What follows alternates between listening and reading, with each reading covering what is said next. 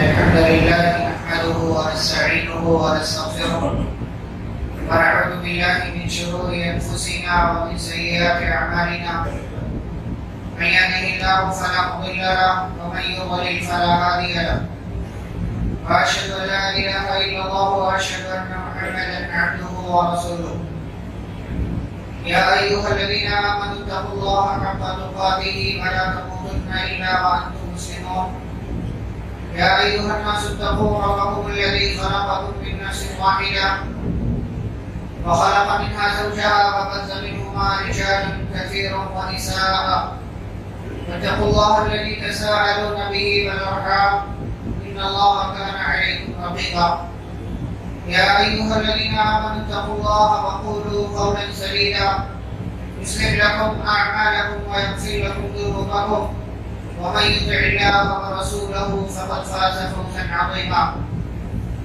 أما بعد فإن خير الحديث كتاب الله وخير الهدي هدي محمد صلى الله عليه وسلم وشر الأمور محدثاتها وكل محدثة بدعة وكل بدعة ضلالة وكل ضلالة في النار. أعوذ بالله من الشيطان الرجيم. بسم الله الرحمن الرحيم. قل ما يعبأ بكم ربي لولا دعاؤكم فقد كذبتم فسوف يكون لزاما. رب اشرح لي صدري ويسر لي أمري واحلل عقدة من لساني يفقهوا قولي رب زدني علما. اللهم صل على محمد وعلى آل محمد كما صليت على إبراهيم وعلى آل إبراهيم إنك حميد مجيد. اللهم بارك على محمد وعلى آل محمد كما باركت على إبراهيم وعلى آل إبراهيم إنك حميد مجيد. اسلامی بھائیوں، بزرگوں، نوجوانوں، عزیز بچوں اور خواتین اسلام، رمضان کی مبارک ساعتوں اور اس کے مبارک دنوں سے ہم اور آپ الحمدللہ گزر رہے ہیں، اور آج اس کا 8واں دن ہے. آج کے اس خطبہ جمعہ میں انشاءاللہ آپ کے سامنے دعا کے تعلق سے چند ایک اہم باتیں پیش کرنا ہے، اس لیے کہ رمضان کا اور روزوں کا دعاؤں سے بڑا گہرا تعلق ہے. اسی لیے قرآن مجید کے اندر اللہ رب العالمین نے جہاں روزوں کا تذکرہ کیا ہے، وہی روزوں کے تذکرے کے درمیان اللہ نے دعا کا بھی تذکرہ کیا. اللہ نے روزے کی فرضیت کا تذکرہ کیا، پھر روزہ کس پر فرض ہے یہ ذکر کیا، روزہ کس مہینے میں رکھنا چاہیے اللہ رب العالمین نے یہ ذکر کیا، اور اس کے بعد اللہ نے دعا کا تذکرہ کیا. اور دعا کے تذکرے کے بعد اللہ نے پھر سے روزوں کے مسائل بیان کیے، یہ بتلانے کے لیے کہ روزوں کا اور دعاؤں کا یا رمضان کا اور دعا کا آپس میں بہت گہرا تعلق ہے. اس لیے ہم اور آپ کو ہمیشہ اور ہر صورتحال میں دعا کرنا چاہیے، اور بطور خاص جب رمضان کا مہینہ ہو، آپ روزوں سے ہو، آپ کا روزہ چل رہا ہو، تو ایسی حالت میں اللہ رب العالمین سے خصوصیت کے ساتھ خصوصی طور پر اللہ سے دعائیں کریں، اللہ سے دعائیں مانگیں.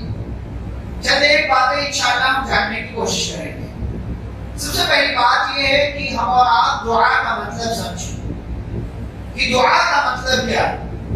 دعا یہ عبادت ہے، بلکہ عبادتوں کی روح ہے، اور اصل عبادت یہی ہے.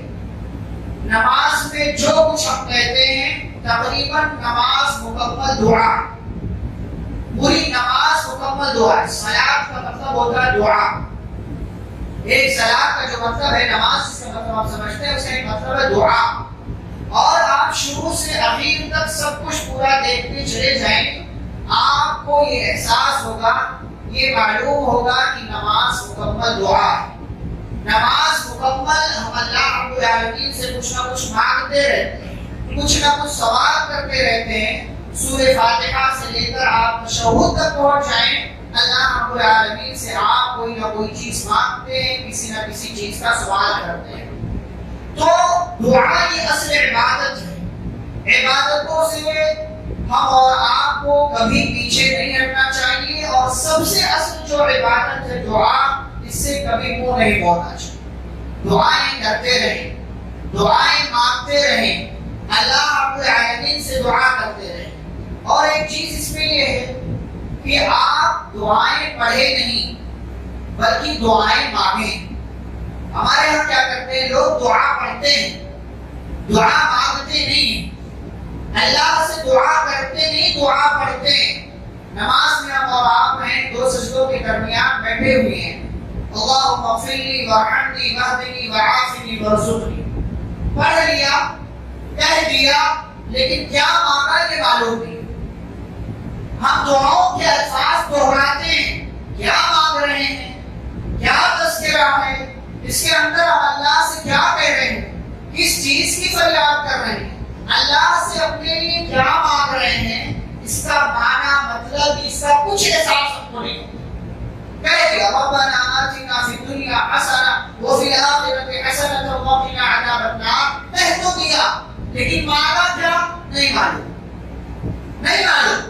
ربنا اغفر لی ولوالدی وللمؤمنین یوم یقوم الحساب، کہہ دیا، کیا مانگا نہیں معلوم۔ جب تک آپ کو آپ کی گئی دعا کا مطلب نہیں معلوم ہوگا، آپ کے دعا مانگنے میں وہ شدت، وہ مزہ، وہ لطف، وہ احساس، وہ جذبہ، وہ شوق کبھی پیدا نہیں ہو سکتا، کبھی پیدا نہیں ہو سکتا۔ آپ جو کچھ بھی ہاتھوں کو اٹھا کر سجدے میں، روزے کی حالت میں جو کچھ بھی اللہ کے سامنے دعا کی صورت میں رکھ رہے ہیں، اس کا مطلب آپ کو معلوم ہونا چاہیے۔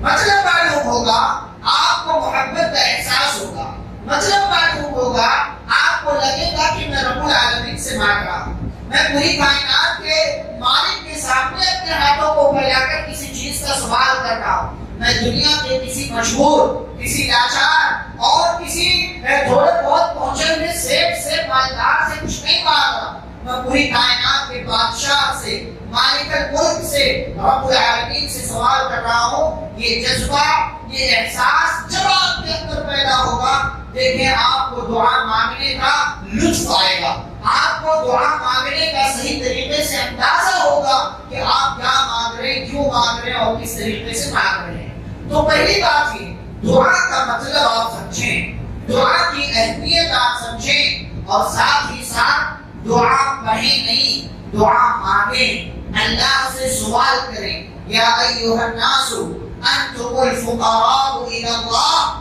ہم اللہ کے در کے فقیر ہیں، ہم اللہ کے در کے محتاج ہیں، ہم اللہ کے در کے بھکاری ہیں۔ ہمیں اپنے رب سے مانگنا چاہیے اور اپنے فقیر ہونے کا اپنے اندر احساس پیدا کرنا چاہیے کہ اللہ میں فقیر ہوں، میں غریب ہوں، میں تیرے سامنے بے بس ہوں، اے اللہ تو غنی ہے، تو لائق تعریف ہے، تو مجھے نواز سکتا ہے اور تجھے کوئی مجبور نہیں کر سکتا۔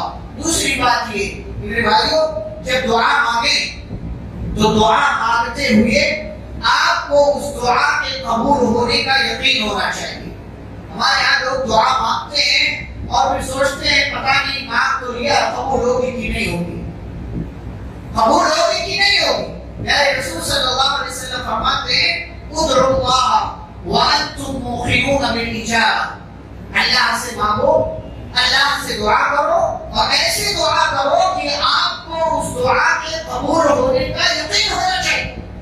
اگر یہ ایمان نہیں ہے، اگر یہ یقین نہیں ہے، اگر یہ معیار نہیں ہے آپ کے اندر دعا مانگنے کے بعد، تو معاف کیجیے گا آپ کی دعا اللہ کیا قبول نہیں ہوگی۔ میرے رسول صلی اللہ علیہ وسلم فرماتے ہیں، حدیث قدسی ہے، اللہ کہتا ہے انا عند ظن عبدی بی، میرا بندہ میرے بارے میں جیسا سوچتا ہے میں اس کے ساتھ ویسا کرتا ہوں۔ جیسا آپ سوچیں گے، جیسا آپ کا گمان ہوگا، جیسا آپ کا تصور ہوگا، جیسا آپ کا خیال ہوگا، آپ کا رب آپ کے ساتھ ویسا ہی رہے گا۔ آپ کو لگتا ہے آپ کی دعا قبول نہیں ہوگی تو نہیں ہوگی، آپ کا ایمان ہے، یقین ہے آپ کی دعا قبول ہوگی تو ہوگی، یقین ہونا چاہیے۔ اور میرے رسول صلی اللہ علیہ وسلم نے فرما دیا فرمایا بندہ جب مانگتا ہے اس میں گناہ کا سوال نہیں کرتا، اس میں کسی رشتہ داری کو توڑنے کا سوال نہیں کرتا، اور اپنی دعا میں جلد بازی سے کام نہیں لیتا ہے تو اللہ اس کی دعا کو ضرور قبول کر لیتا ہے۔ اور 3 چیزوں میں سے ایک چیز ہوتی ہے، نمبر 1 یا تو جو مانگا وہی مل جاتا ہے، آپ نے جو مانگا وہ آپ کو مل گیا، آپ کی دعا قبول ہو گئی، آپ کو لگتا ہے کہ ہاں واقعی میری دعا قبول۔ نمبر 2 وَإِمَّا أَن يَدَّخِرَهَا لَهُ فِي الْآخِرَةِ، یا اللہ تعالیٰ بندے کی اس دعا کو اسٹور کر کے اپنے پاس رکھ لیتا ہے، جمع کر لیتا ہے، نہیں دیتا اس کو، اور اس کا بدلہ اس کو آخرت میں دے گا۔ یہ کتنی بہترین بات ہے کہ آپ 100 مرتبہ دعا مانگیں، آپ کو لگتا ہے کہ آپ کی ایک دعا قبول ہوئی، ایک دعا سے دنیا کے حساب سے مان لیا آپ نے دعا قبول ہوئی، لیکن یہ بھی تو یقین رکھے نا کہ آپ کی 99 دعا اللہ نے اپنے پاس اسٹور کر کے رکھا ہے، قیامت کے دن اس کا بدلہ آپ کو دے گا، قیامت کے دن اس کو قبول کر کے آپ کے حوالے کرے گا، بندے تو نے دنیا میں مانگا تھا، میں نے اپنی حکمت کے تحت تجھے نہیں دیا، لے آج تیری ان ساری دعاؤں کا بدلہ میں تجھے یہاں پر دے رہا ہوں، نجات مل جائے گی۔ یہ دوسری صورت۔ تیسری صورت وَإِمَّا أَن يَدْفَعَ عَنْهُ مِنَ السُّوءِ مِثْلَهَا، فرمایا یا تو اللہ تعالیٰ اس کی اس دعا کی وجہ سے اس پر آنے والی کوئی مصیبت دور کر دیتا ہے۔ آپ نے صبح فجر میں دعا مانگی، اللہ آج میرے کاروبار میں اتنی برکت دے دے، برکت نہیں ہوئی، گھاٹا ہو گیا، نقصان ہو گیا، آپ نقصان سے دوچار ہو گئے، آپ کی دکان میں اس دن آپ کی امید کے مطابق کسٹمرز نہیں آئے، آپ کو کیا لگا اللہ میری دعا قبول کرنے کے بجائے تو نے تو میرا گھاٹا کر دیا، میرا نقصان کر دیا، روز اتنا ہی ہو جاتا، برکت نہ دیتا چلتا۔ کیا آپ کو پتا ہے کہ آپ کی اس صبح مانگی گئی دعا کی وجہ سے اللہ نے آپ کو کسی ایکسیڈنٹ سے بچا لیا، آپ کے بچے کو، آپ کی اولاد کو، آپ کی فیملی میں سے کسی ممبر کو اللہ تعالیٰ نے آپ کسی حادثے سے بچا لیا، آپ کا 50 لاکھ 25 لاکھ 1 کروڑ 10 لاکھ 5 لاکھ بچ گیا، دکان میں فائدہ نہیں ہوا، برکت نظر نہیں آئی آپ کو، لیکن یہ دوسرا اینگل دیکھے، اینگل گھمائے، سوچے آپ نے صبح دعا مانگی تھی، اللہ نے آپ کو کسی حادثے سے بچا لیا۔ ہم نہیں سوچتے، ہم ظاہر دیکھتے، ہماری نظروں کے سامنے کا سمے وہی دکھے گا، وہ رب ہے۔ آپ کا میرا کام دعا مانگنا ہے، اس کو کیسے، کس طریقے سے، کب، کیوں اور کس شکل میں قبول کرنا ہے، یہ اللہ تعالیٰ۔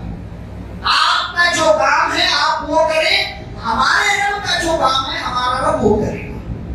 دعا مانگے، ایسے مانگے کہ دعا کے قبول ہونے کا یقین ہونا چاہیے، شک، گمان، وہم، خیال، یہ ساری باتیں اللہ رب العالمین کے تعلق سے ہمیں کبھی نہیں سوچنا چاہیے۔ اور ایک بات اللہ رب العالمین نے قرآن مجید کے اندر بیان کیا، سورۃ الفرقان کے آخری ہے، ہمارے لوگ سمجھتے نا کیا دعا مانگنا قبول ہی ہو رہی ہے، قبول۔ بہت سارے لوگ اپنا سوچیں، آخری بار آپ نے محبت سے اللہ کے سامنے ہاتھوں کو اٹھا کر کب دعا مانگا، کب دعا مانگا؟ دیکھا دیکھی کسی کی نماز کے بعد اٹھا لیا، کبھی اٹھا لیا، لیکن محبت کے ساتھ، شوق کے ساتھ کبھی اللہ تعالیٰ سے کے سامنے آخری بار اپنے ہاتھوں کو اٹھا کر کب مانگا؟ اللہ کہتا ہے قل ما يعبأ بكم ربي لولا دعاؤكم، یہ نبی صلی اللہ علیہ وسلم آپ ان سے کہہ دیجئے کہ اگر تمہاری دعائیں نہ ہوں تو میرا رب تمہاری پرواہ کرنا چھوڑ دے۔ ہم دعا کرتے اس لیے ہمارا رب ہماری پرواہ کرتا ہے، ہم دعا کرنا چھوڑ دے ہمارا رب ہمارا خیال رکھنا چھوڑ دے، یہ اللہ کا وعدہ ہے۔ تو کم از کم اس میٹر میں آپ دعا کے لیے ہاتھ اٹھائیں تو یہ خیال رکھیں کہ کم از کم اس دعا کا اتنا فائدہ تو ضرور ہوگا کہ میرا رب میرا خیال کرے گا۔ اور پیارے رسول صلی اللہ علیہ وسلم نے کیا فرمایا، بندہ جب اپنے دونوں ہاتھوں کو اٹھاتا ہے ان یردهما صفرا خالبین، اللہ کو اس بات سے حیا آتی ہے کہ اللہ ان دونوں ہاتھوں کو خالی واپس کرے۔ ہمیں اندازہ نہیں ہے، ہم ظاہر دیکھ کر کبھی کبھار اللہ پر الزام لگاتے ہیں، اللہ تو میری دعا قبول ہی نہیں کرتا ہے، فلاں نہیں کرتا ہے، فلاں کیوں آؤ، ہم اللہ سے شرطیں لگاتے ہیں، ہم اللہ سے دعا کرتے ہیں شرط، اللہ میرا یہ کام ہو گیا تو میں نماز پڑھنا شروع کر دوں گا. اللہ سے شرط لگاؤ گے؟ اللہ سے شرط لگاؤ گے اگر میرا یہ کام ہو گیا نماز پڑھنا شروع کر دوں گا. نماز کس کے لیے پڑھتے ہو؟ اللہ کی عبادت کی خاطر پڑھتے ہو، لیکن فائدہ آپ کا ہے. نماز صرف پڑھو گے اللہ کا نقصان تھوڑی ہے. آپ کی عبادت کر دینے سے، دعا مانگ لینے سے اللہ کی ذات میں، اس کی عظمت میں، اس کے مقام و مرتبے میں ایک ذرے کے برابر بھی اضافہ نہیں ہوتا. اور نہ ہی آپ کے دعا چھوڑ دینے سے، نماز چھوڑ دینے سے اس کی عظمت میں ذرا برابر نقصان ہوتا ہے. فائدہ آپ کا ہے کریں گے تو، اور نہیں کریں گے تو نقصان اور گھاٹا آپ کا ہے. دعا مانگا کرے، دعا مانگتے ہیں آپ کا رب آپ کا خیال کرتا ہے. دعا مانگتے ہیں آپ کا رب آپ کو اہمیت دیتا ہے. دعا مانگتے ہیں آپ کا رب آپ کو حادثے سے بچاتا ہے. دعا مانگتے ہیں اللہ آپ کی زندگی میں برکتیں داخل کرتا ہے. بنا یہ سوچے سمجھے جو مانگا وہ ملا کہ نہیں ملا، مانگتے رہیں مانگتے رہیں مانگتے رہیں، دنیا میں ملے نہ ملے آخرت میں اللہ رب العالمین اسٹور کر کے رکھا ہوا ہے. آپ کو اس کا بدلہ اللہ رب العالمین عطا فرما دے گا. دعا مانگتے رہیں، دعا سے کبھی بھی اپنے آپ کو بے نیاز نہ سمجھیں. اور یاد رہے خاص طور سے جب کسی حادثے کا شکار ہو، کسی مصیبت میں مبتلا ہو، کوئی تکلیف ہو، گھر کا کوئی ممبر کسی بیماری میں مبتلا ہو، بطور خاص اللہ سے اس وقت ضرور دعائیں مانگا کریں. نبی اکرم صلی اللہ علیہ وسلم کا یہ طریقہ رہا، مسلمانوں کا یہ طریقہ رہا. جنگ بدر ہوئی اور دیگر حالات آئے، نبی صلی اللہ علیہ وسلم نے اللہ کے سامنے ہاتھوں کو اٹھا کر اللہ سے مانگا، سوال کیا کریں. اور آپ کیا کرتے ہیں؟ کوئی بیمار ہو گیا تو یہاں وہاں بھاگنے کے چکر میں خود دعا کرنا بھول جاتے ہیں. مولانا صاحب کو، امام صاحب کو مسجد تک پیغام بھجوا دیتے لیکن خود دعا نہیں کرتے. چلتے پھرتے کہہ دیا لیکن اہتمام کے ساتھ بیٹھے اللہ میرا بیمار آئی سی یو میں ہے، میرا بیمار آپریشن تھیٹر میں ہے، اللہ میرا بچہ اس کنڈیشن میں ہے، میں تجھ سے دعا مانگ رہا ہوں میرے بچے کی بیماری ٹھیک کر دے. باپ کی دعا اولاد کے حق میں قبول ہوتی ہے. ماؤں کی دعائیں اللہ اولاد کے حق میں قبول کیا کرتا ہے. اس جذبے، اس محبت، اس خلوص، اس اپنائیت اور اللہ کو اپنا مان کر کے سوال کیا کریں، خاص طور سے جب مصیبت کا پریشانی کا موقع. مشرکین کی دعائیں اللہ پریشانی کے وقت قبول کر لیتا ہے. ہم اور آپ تو الحمدللہ ایمان والے، ایمان کا حوالہ دیں اللہ کے سامنے، اس کی توحید کا حوالہ دیں. خاص طور سے جب مصیبت ہوئی، یونس علیہ السلام نے کیا کیا؟ مچھلی کے پیٹ میں پہنچے، کیا کیا؟ مصیبت تھی، پریشانی تھی، تکلیف تھی، بطور خاص اللہ کو پکارا، تین کام کیے. توحید کا حوالہ دیا، تصویر اللہ رب العالمین کی تصویر بیان کی، اور نمبر 3 اپنے گناہوں کا اعتراف کیا.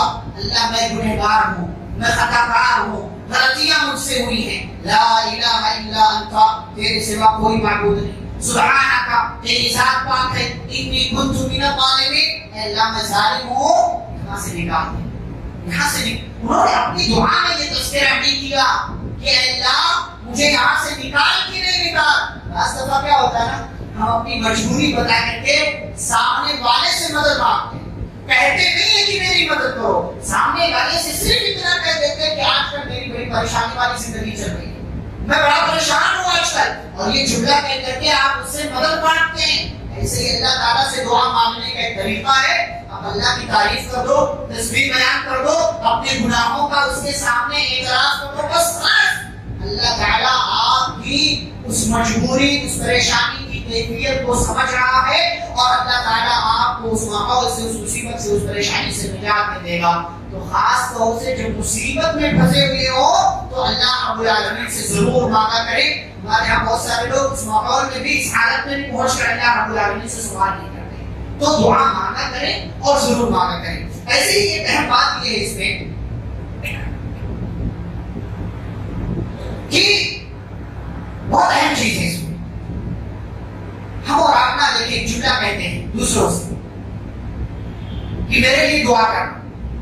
اچھی بات ہے، دعا ایک دوسرے کے لیے کرنا چاہیے، لیکن کتنا ہم کرتے ہیں یہ سوچیں.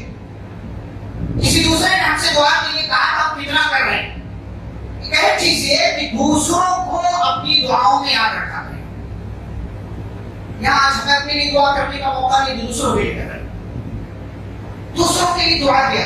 صحیح مسلم کی حدیث ہے، میرے رسول صلی اللہ علیہ وسلم فرماتے ہیں دعوت المسلم لاخیہ بظاہر الغیب مستجابہ، ایک مسلمان کی اپنے بھائی کی پیٹھ پیچھے اس کے لیے دعا اللہ قبول کرتا ہے۔ میں یہاں نہیں ہوں، آپ میرے لیے دعا کریں، اللہ تعالیٰ قبول کرے۔ نبی صلی اللہ علیہ وسلم آگے حدیث میں فرماتے ہیں عند رأسہ ملک مؤکد، جو بندہ دعا مانگتا ہے اس کے سر کے پاس ایک فرشتہ ہوتا ہے اللہ کی طرف سے مقرر کیا۔ جب آپ میرے لیے یا میں آپ کے لیے دعا مانگوں آپ کی غیر حاضری میں، تو وہ فرشتہ میری دعا کو کہتا آمین۔ یعنی مثال کے طور پر آپ نے میرے لیے صحت کی دعا مانگی کہ اللہ فلاں صاحب کو بیماری سے، مصیبت سے، یا بیمار نہیں بھی ہے تو اللہ ان کو صحت و عافیت دے، تو فرشتہ کہتا آمین۔ اور کیا کہتا ہے؟ وَلَكَ بِمِثْلِهِ، اے اللہ کے بندے تجھے بھی اللہ وہی دے جو تم نے اپنے بھائی کے لیے مانگا۔ آپ زمین والوں کے لیے دعا کریں، فرشتے آسمان کی مخلوق وہ آپ کے لیے دعا کریں۔ جو آپ اپنے بھائی کے لیے مانگیں گے وہی فرشتہ آپ کے لیے مانگے گا۔ آپ کو کیا چاہیے وہ اپنے بھائی کے لیے مانگے، لیکن ہم حسد، جلن، اس بیماری اس بیماری میں مبتلا ہیں، کسی اور کے لیے دعا کرنا دور کی بات ہے۔ ہم غیبتیں تو کرتے ہیں، برائیاں بیان کرتے ہیں، اور ساتھ ہی ساتھ ہم دوسروں کو دعا کے لیے بھی کہتے ہیں، لیکن دوسروں کو ہم اپنی دعاؤں میں کتنا یاد رکھتے ہیں یہ خود اپنے آپ کو دیکھیں۔ دوسروں کے لیے دعا، اور ایک بات اس میں بطور خاص جن لوگوں کا انتقال ہو چکا، جو لوگ اس دنیا سے جا چکے ہیں، چاہے وہ آپ کی ماں ہو، آپ کے ابا ہو، آپ کا بھائی ہو، آپ کی بہن ہو، آپ کی کوئی اولاد ہو، آپ کی بیوی ہو، یا کوئی اور رشتے دار، کسی کا انتقال ہو چکا، تو ایک مر جانے والے کے لیے سب سے بہترین تحفہ آپ کو دے سکتے ہیں وہ دعا کا تحفہ۔ سب سے بہترین چیز قبر میں موجود ہے، مقام بلند کر دیا جاتا ہے۔ اللہ اتنی نیکیاں تو نہیں کی اتنا اونچا مقام ملے، کیوں؟ باستغفار ولدک لک، تیری اولاد دنیا میں زندہ ہے، تیرے لیے دعائیں کر رہی ہے، اس لیے تیرا مقام اونچا کیا جاتا ہے۔ مر جانے والوں کو اپنی دعاؤں میں یاد رکھیں۔ کتنا یاد رکھتے ہیں؟ آخری بار اپنی کسی انتقال کر جانے والے کسی پیارے کسی رشتے دار کے لیے کب دعا کیا ہم نے؟ کبھی قبرستان گئے مان لیا قبرستان بھی نہیں چاہتے ہم تو دعاؤں کے لیے پچھڑے قبرستان والوں کے لیے دعا کرنے کے، یہ مصیبت میں ہے، یہ پریشانی میں ہے، ان کی تکلیف دور کرنے کا خود کو ایک ذریعہ ایک سبب بنا لیں گے کہ اللہ تعالیٰ ان کو معاف کر دے، ان کے گناہوں کو معاف۔ قبرستان جایا کریں، قبرستان جایا کریں۔ نبی صلی اللہ علیہ وسلم نے فرمایا قبرستان جانے کا دو فائدہ، ایک فائدہ یہ تو کہ وہاں کے مردوں کے لیے دعا کر دو گے، دوسرا فائدہ یہ تمہیں تمہاری موت یاد آئے گی۔ ہم قبرستان بھی نہیں چاہتے، کبھی کسی کا انتقال ہوا چلے گئے ورنہ سال کو پہنچ جاتا ہے قبرستان، اور قبرستان نہیں بھی ہے تو یہاں رہ کر کے تو قبرستان والوں کے لیے دعائیں کر سکتے ہیں، مر جانے والوں کے لیے دعائیں کر سکتے ہیں، ان کو اپنی دعاؤں میں یاد رکھ سکتے ہیں، زندگی بھر وہ آپ کے ساتھ رہے، آپ کے لیے بہت کچھ کیا ہوگا، کم از کم ان کا اتنا حق آپ کے اوپر تو بنتا ہے کہ ان کے لیے دعا کرتے، ان کو اپنی دعاؤں میں یاد رکھ لیں، ان کے مقام کی بلندی، ان کے گناہوں کی معافی، ان کی نیکیوں کی قبولیت کے لیے اللہ رب العالمین سے کہہ دے کہ اللہ تعالیٰ فلاں کو معاف کر دے۔ یہ کام ہمیں کرنا چاہیے لیکن ہم نہیں کرتے، دعاؤں کے تعلق سے ہم بے غفلت کے شکار ہیں۔ اور ایک آخری بات، اور وہ بات یہ ہے کہ ٹھیک ہے آپ نے یہاں مسجد میں آ کر کے کبھی دعا مانگ لیا، کبھی کسی اور موقع سے چلتے پھرتے آپ نے اللہ سے سوال کر لیا، لیکن دعا کے آداب میں سے ایک اہم چیز ہے، ساری چیزیں میں بیان نہیں کر رہا ہوں، جو اہم چیزیں ہیں وہ میں نے بیان کیا، مختصر وقت میں ساری چیزیں بیان نہیں کر سکتا۔ تو ایک اہم چیز یہ ہے کہ رات میں جب گھر میں رہنا تو کبھی کوئی تنہائی والا موقع دیکھ کر کے رات کے اندھیرے میں اٹھیں اور اللہ تعالیٰ سے رو کر اپنے لیے اپنے گھر والوں کے لیے اللہ سے کچھ مانگے۔ وہ بندہ اللہ کے عرش کے سائے میں قیامت کے دن جگہ پائے گا جو تنہائی میں اللہ تعالیٰ کو یاد کرے، اللہ کا ذکر کرے، اللہ سے دعا کرے، ففاضت عیناہ، اور اس کی آنکھوں سے آنسو نکل جائے۔ ہماری آنکھوں سے لاسٹ ٹائم دعا مانگتے ہوئے کب آنسو نکلے تھے؟ کب ہم روئے تھے اللہ کے سامنے؟ ہم نے اللہ کے سامنے رو کر گڑ گڑا کر تضرع کے ساتھ اللہ سے فریاد کب کیا تھا؟ یاد ہے؟ اپنا اپنا دیکھ، ادعوا ربکم تضرعا وخفیا، دو چیزیں، ایک تو چپکے سے پکارے، تنہائی میں اٹھے، اکیلے میں اٹھے، اللہ تعالیٰ کو پکارے، اللہ تعالیٰ سے سوال کرے۔ تنہائی میں کی گئی دعا جس محبت سے آپ کر سکتے ہیں، مسجد میں کریں گے تو ممکن ہے کوئی دیکھ رہا ہو، آپ اور اچھے سے دعا مانگے، ریاکاری آ سکتی ہے، کچھ اور آ سکتا ہے، لیکن تنہائی میں آپ ہیں، آپ کا رب ہے، آپ کی دعائیں رو لیں۔ وہاں نہیں روئیں گے، کب روئیں گے؟ آج کل تو موقع اچھا ہے، سحری اٹھتے ہیں آپ، تھوڑا اور پہلے اٹھیں، اللہ آسمان دنیا پر ہوتا ہے، ہاتھوں کو اٹھائیں، اللہ سے رو کر کچھ مانگ لیں، گھر کی سلامتی کے لیے، اپنی سلامتی کے لیے، نیکیوں کی قبولیت کے لیے، گھر والوں کی سلامتی کے لیے، جو انتقال کر گئے ان کی سلامتی کے لیے دعا مانگے۔ دعا سے کبھی بھی بے نیاز نہ ہو۔ محمد الرسول اللہ صلی اللہ علیہ وسلم اتنے نیک، اتنے عظیم ہونے کے باوجود ہمیشہ اللہ تعالیٰ سے سوال کیا کرتے تھے۔ صحابہ نے سوال کیا، ہم اور آپ گنہگار ہیں، خطاکار ہیں، گناہوں میں ڈوبے ہوئے ہیں، ہمیں زیادہ ضرورت ہے کہ ہم اللہ تعالیٰ کے سامنے ہاتھ پھیلائیں، سوال کریں، بندہ ہونے کا اقرار کریں، گنہگار ہونے کا اقرار کریں، دعاؤں سے غافل نہ ہو۔ دعا سے آپ غافل ہو گئے، گویا کہ آپ ایک بہت بڑی عبادت سے غافل ہو گئے، اس لیے ہوشیار رہیں۔ اور رمضان کا ایک خاص موقع ہے، روزے دار کی دعا اللہ تعالیٰ ریجیکٹ نہیں کرتا، رد نہیں کرتا۔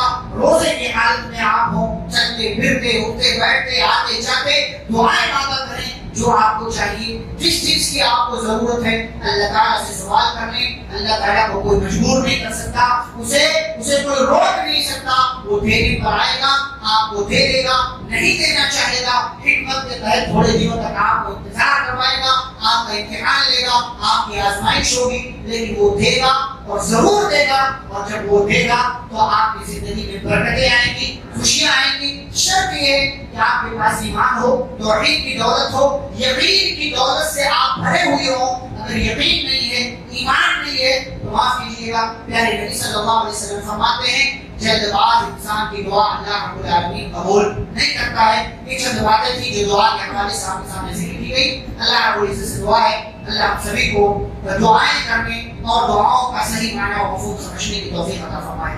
اللہ اس رمضان اور اس کی برکتوں کے ذریعے اے اللہ جو کچھ بھی ہم نے دعائیں مانگی ہیں اللہ ہماری دعاؤں کو قبول فرما، ہماری نیکیوں کو قبول فرما، ہمارے گناہوں کو معاف فرما، ہماری قرآن کی تلاوت کو قبول فرما، ہمارے روزوں کو، ہماری تراویح اور قیام اللیل کی نمازوں کو اللہ تعالیٰ قبول فرما، اور ہمارے صدقہ اور خیرات کو جو کچھ بھی ہم کر رہے ہیں، ہم نے کیا ہے اور آئندہ کریں گے، اللہ تعالیٰ ان تمام صدقات کو قبول فرما، ہمیں نیکیوں کی توفیق دے، گناہوں سے بچنے کی توفیق دے، ہماری عورتوں کی، ہماری بہنوں کی حفاظت فرما، ہمارے نوجوانوں کی حفاظت فرما۔ اے اللہ ہم سبھی کو پیارے نبی صلی اللہ علیہ وسلم کی اتباع کرنے کی توفیق عطا فرما، صحابہ کا منہج اپنانے کی توفیق عطا فرما، قرآن و حدیث کے مطابق زندگی گزارنے کی توفیق عطا فرما۔ اللہ ہمارے درمیان جو بیمار ہیں انہیں شفا کاملہ عاجلہ عطا فرما، جو کسی طرح کی مصیبت اور پریشانی میں مبتلا ہیں اللہ تمام لوگوں کی پریشانیوں کو، مصیبتوں کو اور بیماریوں کو دور فرما۔ اللہ جب تک مجھے اور آپ کو اس دنیا میں زندہ رکھے، اسلام اور ایمان پر زندہ رکھے، خاتمہ و خاتمہ بخیر ہو۔ وصلی اللہ تعالی علی نبینا محمد وعلی آلہ وصحبہ اجمعین برحمتک یا